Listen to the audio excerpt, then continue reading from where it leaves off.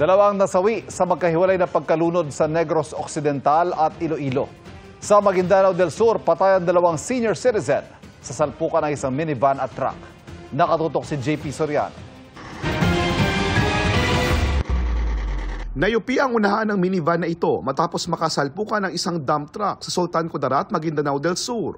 Ang mga residente pinagtulungang buksan ang pinto ng minivan para makalabas ang mga sakay.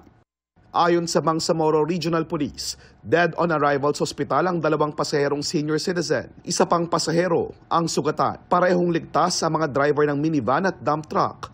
Nakatulog daw ang driver ng minivan kaya napunta sa lane ng dump truck. Sinusubukan pa naming makuha ang panig ng driver ng minivan. Sa Lawag, Ilocos Norte nang tumigil ang isang pickup truck sa intersection para pagbigyan ng mga motorsiklo. Isang puting SUV ang dumating at sumalpok sa gilid nito ang isang rider. Ayon sa rider, nakipag-usap sa kanila ang SUV driver na isang dayuhan at nag-iwan ng contact number. Pero kalaunan ay di na siya matawagan. Isang babaeng edad 57 ang nalunod sa isang sapa sa Dumangas, Iloilo. Ayon sa kanyang kapatid, posibleng habang nangunguha ng panggatong ang biktima, nadulas siya at nahulog sa malalim na bahagi.